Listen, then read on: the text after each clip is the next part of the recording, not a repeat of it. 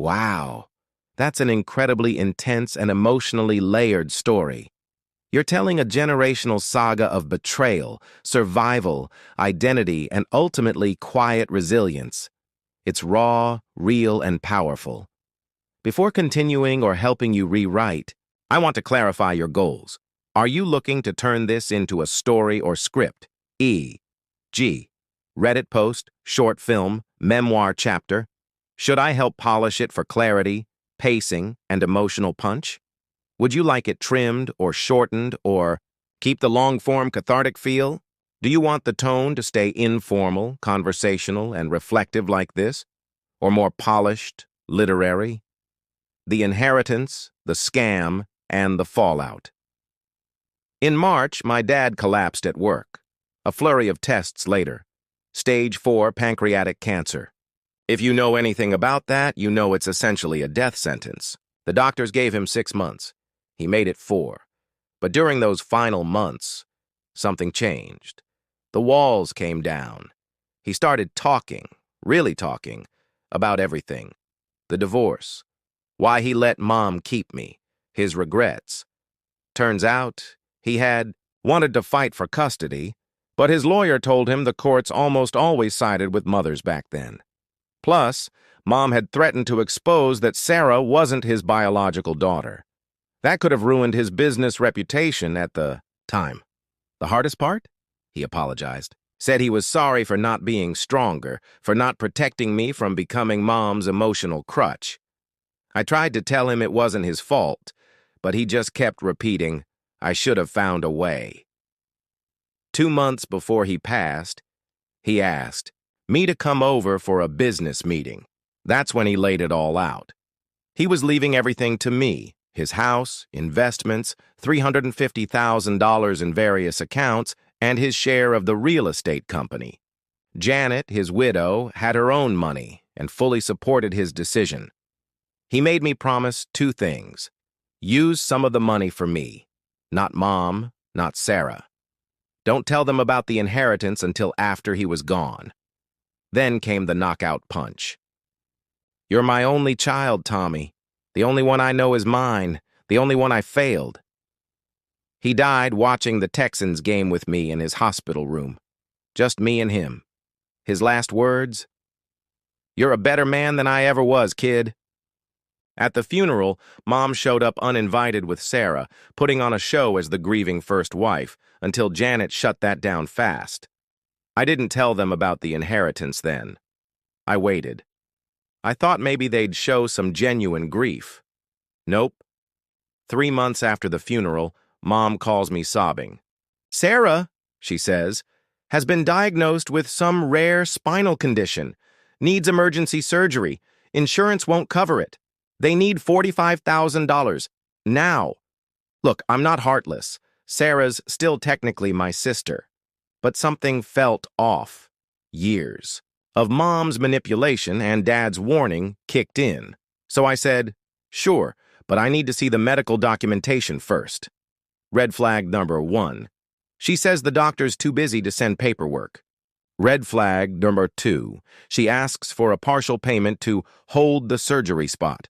So I set up a new bank account to track where my money was going. First installment, $15,000 within 48 hours, it's gone.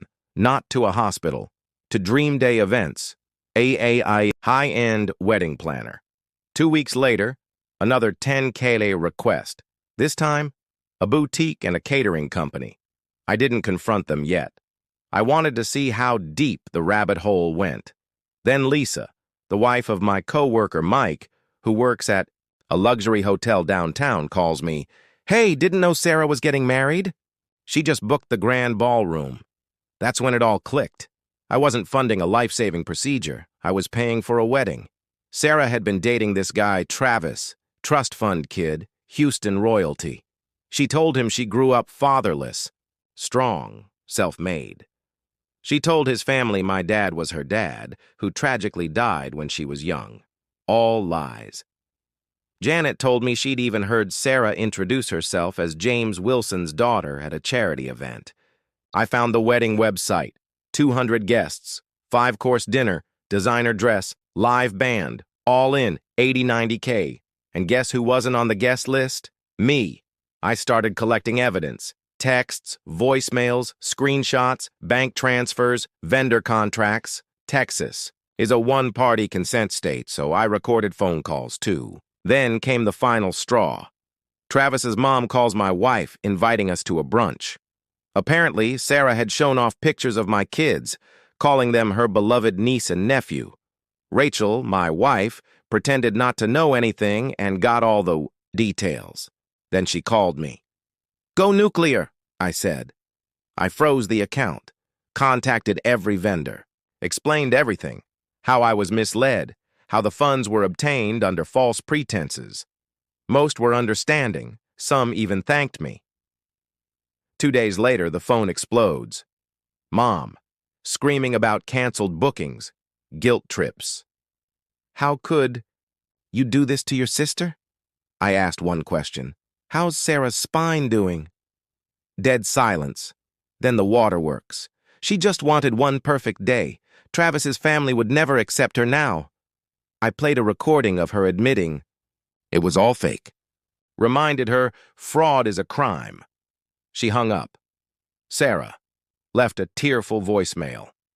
I texted back, "Guess lying runs in your side of the family." Vendors pulled out. Payments froze. The whole charade fell apart. Mom even begged Janet for money. Janet simply replied, "I think James would be proud of Tommy." Then Mom went full nuclear, threatened to tell Travis's family everything. I laughed. "Go ahead." Travis's family? They knew Dad. They knew he had one child, me. Rachel told them everything. The lies, the affair, the fake surgery scam. Engagement? Called off the next day. Sarah had quit her job. Mom maxed out 2 credit cards. They were drowning. Then Sarah showed up. Drove 6 hours to my house in Ohio. Crying, begging, needed $25K to pay vendors or face lawsuits. I told her, "Sounds like a you problem." She screamed, "You have Dad's money? You have to help me." I said, "You've spent years telling everyone he wasn't your dad. Keep that energy." Mom? She started calling my job, my wife's job, even my clients. Claimed I stole Sarah's medical fund. Thankfully, my assistant screens calls. Now Travis's family is suing them for fraud and defamation. Turns out they used his name to secure discounts and services.